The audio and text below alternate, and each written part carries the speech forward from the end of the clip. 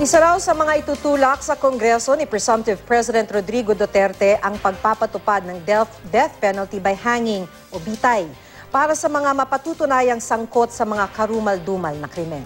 Ang mga magulang naman daw na mga minor de edad na lalabag sa curfew ipapaaresto. Makibalita tayo kay Ian Cruz. What I would do is to urge Congress to restore the death penalty by hanging, especially if you use drugs. Ito ang isa sa mga planong inilatag ni Presumptive President Rodrigo Duterte sa kanyang press con kagabi sa isang restaurant sa isang hotel. Para masolusyonan ang laganap na kriminalidad sa bansa, kailangan daw magkapangilang batas para masugpo ang mga heinous o karumal-dumal na krimen. Ang death penalty sa bansa ay napawalang bisa noong 2006 sa ilalim ng Arroyo Administration. Noong administrasyon ni dating Pangulong Fidel V. Ramos, na-reinstate ang death penalty.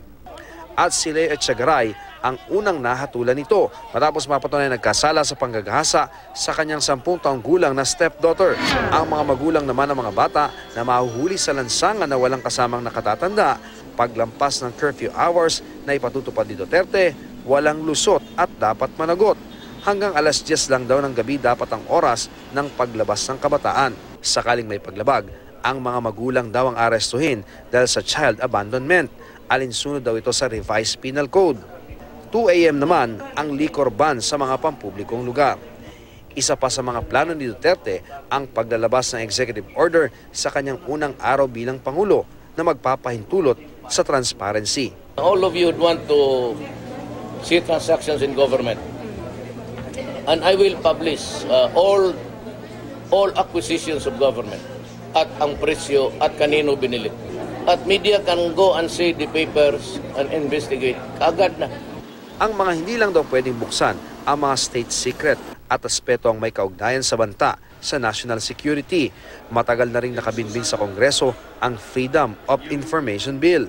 Kaya naman para matigil na raw ang ingay kaugnay rito, agad daw niyang pipirmahan ang EO na magpapatupad dito. I'm putting up for sale yung presidential yacht. The proceeds will be to modernize the veterans.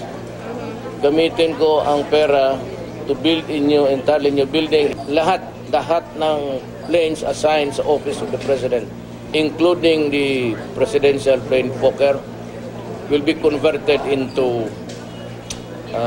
air ambulance. Ito naman ang naisip ni Duterte na paraan para mas mapaganda ang serbisyong medikal sa bansa. Mas magiging kapaki-pakinabang daw ang yate at ang presidential plane kung ibebenta ito at gagamitin para ayusin ang Veterans Memorial Medical Center at magkaroon ng air ambulance. Wala naman daw problema kung wala siyang private jet. May commercial flight naman daw para makauwi siya ng Davao.